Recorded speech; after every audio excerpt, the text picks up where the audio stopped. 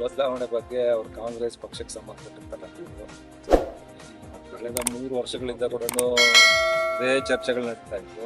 ಅವರ ಅಭಿವೃದ್ಧಿಗಿಂತ ಜಾಸ್ತಿ ಈ ಕುರ್ಚಿ ಕಾಳಗನೇ ನಡೀತಾ ಇತ್ತು. ತಮಗೆಲ್ಲರೂ ಕೂಡ ಗೊತ್ತಿರ್ತಕ್ಕಂಥ ವಿಚಾರ. ಹಾಗಾಗಿ ಅದು ಕಾಂಗ್ರೆಸ್ಗೆ ಸಂಬಂಧಪಟ್ಟಿರ್ತಕ್ಕಂಥ ವಿಚಾರ.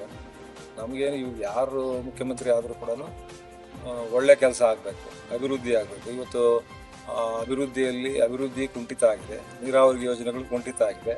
ಮತ್ತು ಈಗ ಗ್ಯಾರಂಟಿಗಳು ಅಂತ ಏನು ಇವ್ರು ತಗೊಂಡ್ಬಂದ್ರು. ಇವತ್ತು 10 ತಿಂಗಳು ಬಾಕಿ ಇದೆ, 36 ತಿಂಗಳಾಗಿದೆ ಈ ಸರ್ಕಾರ ರಚನೆ ಆಗಿ.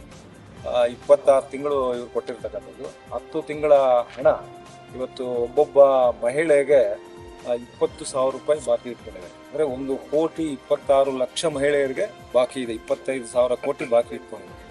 ಹಾಗಾಗಿ ಇಂಥವೆಲ್ಲ ಸುಳ್ಳು ಹೇಳಿ ಅಧಿಕಾರಕ್ಕೆ ಬಂದು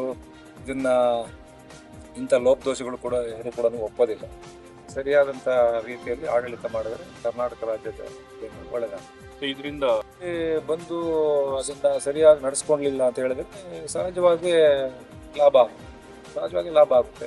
ಅವ್ರು ಹೇಳಿರ್ತಕ್ಕಂಥ ಎಲ್ಲ ವಿಚಾರಗಳಲ್ಲಿ ಕೂಡ ಕರೆಕ್ಟ್ ಆಗಿದ್ರೆ ಅನುಕೂಲ ಆಗುತ್ತೆ. ಸುಳ್ಳುಗಳೇ ಇವ ನಾನು ಹೇಳ್ತಾ ಇದ್ದೀನಲ್ಲ, ಅವ್ರು ಹೇಳಿ ಇವತ್ತು ಯಾರಾದ್ರೂ ಬಂದು ನಾವು ಎಲ್ಲ ಕೊಟ್ಬಿಟ್ಟಿದೀವಿ ಅಂತ.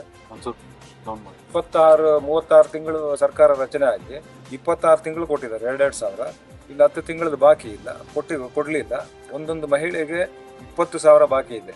1,26,00,000 ಮಹಿಳೆಯರಿಗೆ ಬಾಕಿ ಇಟ್ಕೊಳ್ತಾರೆ, 25,000 ಕೋಟಿ ಬಾಕಿ ಇದೆ. ಈ ರೀತಿ ವಿಚಾರಗಳಿದ್ದಾಗ ಜನ ಯಾರು ಕೂಡ ಒಪ್ಪೋದಿಲ್ಲ. ಸಹಜವಾಗಿ ಲಾಭ ಆಗುತ್ತೆ NDAಗೆ.